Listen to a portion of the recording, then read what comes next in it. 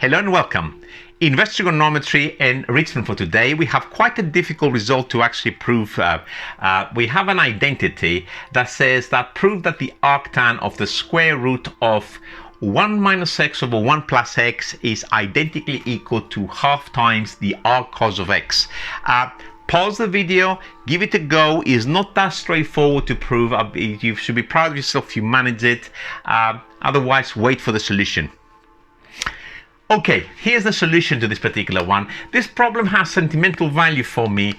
It's because one of the problems that as a learner myself a very long time ago, I still remember it. I remember the book that it came from.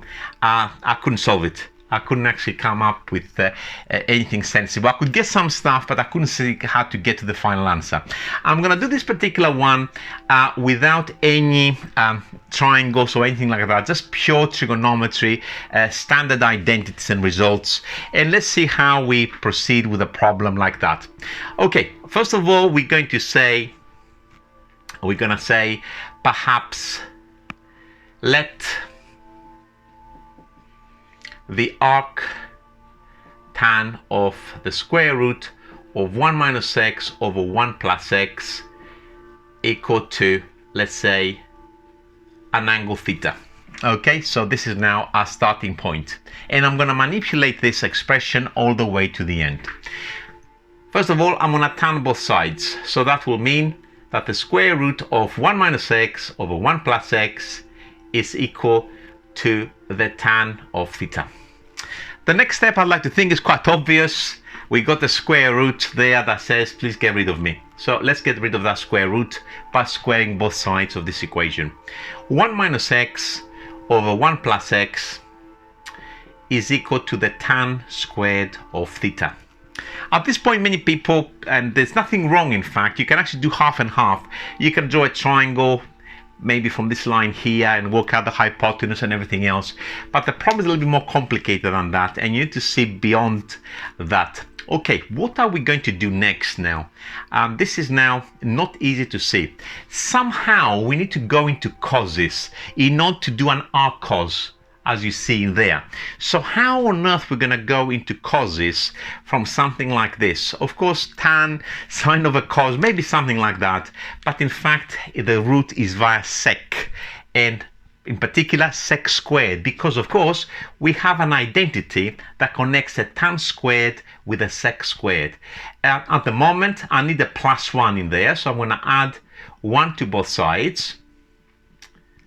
So I hope you're following what I'm trying to create in there. Tan squared theta plus 1. And this is going to be 1 minus x plus 1 plus x. I'm just adding the fractions on the left over x plus 1 is equal to, this is now an identity from year 13 maths, straight maths, sec squared of theta. And let's write one more line and say, okay, the sec squared of theta is equal to, the x's here will cancel, is 2 over x plus 1. By the way, this kind of relationship could have gone straight over a triangle, but I just could not be bothered to draw on the board today, so I thought I'll do with identities. So next line from there. All right, remember we're trying to go into cos, so it doesn't really matter we get cos first, or deal with the square root next, or perhaps maybe we don't need the square root. Okay, I'm going to go into cos first of all. The cos squared of theta, so I'm flipping both sides upside down, is equal to x plus 1 over 2. And this is now where going into a triangle does not actually help, because the triangle will probably if you do this, if you put this information to a triangle, let me actually just write it so you can actually see what I'm referring to, and I'll wrap it off. I thought I'm not going to draw it, but I will draw it just purely for reference. If you mark this angle as theta on a right angle triangle, the tan of theta is that divided by that, so that means you got there the square root of 1 minus x divided by the square root of 1 plus x.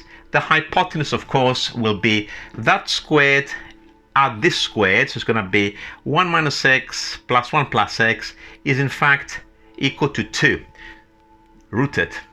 Okay, so from this triangle you could have got actually, you know what, the cos of theta is of course equal to square root of x plus 1 over square root of 2, which you could have written as the cos of theta is the square root of x plus 1 over 2. And then of course you could have said, you know what, theta is the arc cos of this.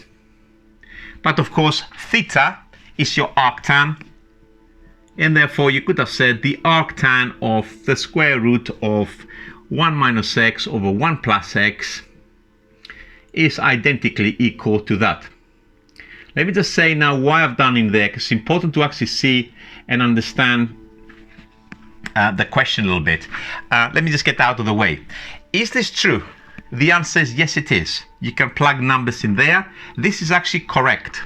When I first looked at this question, because I did say to you, I've done this as a youngster, I was almost convinced there was some kind of typing error there, because this is what I came up with and I could not actually get this. So of course I thought, is it a typing error? I put numbers on here and on here, and again this balances. So clearly it's not that what we've done here is wrong, okay, because of course that is what I've got up there now. If you think about what the point I've reached, if I square it, I've got this relationship, but through identities here. But I'm actually moving away from my answer. This is not what I want. And it's going to be very difficult to move from this line now to this line. So there must be something that I'm missing in all of this, something that perhaps I can do to actually come up with the answer that is being given to me on the right.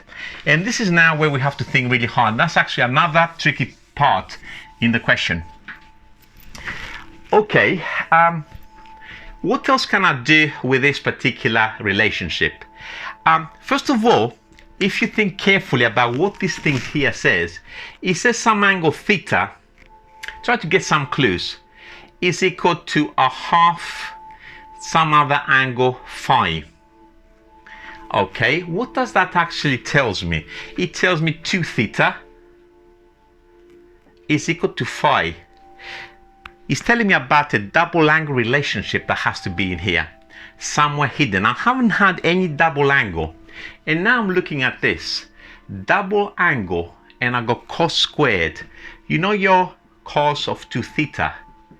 It has double angles, and it has 3 versions, but 2 of them are important more than the third. 2 cos squared theta minus 1, or 1 minus 2 sine squared of theta. In this particular one will of course will produce an arc cos. So maybe I can try something along those lines. Look at this cos squared. First of all, I'm going to double it. Is that beautiful? I think it is, because first of all I got rid of this half is equal to x plus 1. Look what happens next. I've got this, now I need to subtract 1. 2 cos squared theta minus 1 is equal to x. Isn't that beautiful? It's the x on its own now. What is that? Of course, that's the cos of 2 theta. So the cos of 2 theta is equal to x. Let's rub off this line, and I think now we can start smiling and rubbing our hands, because I think we are seeing the end of the road now.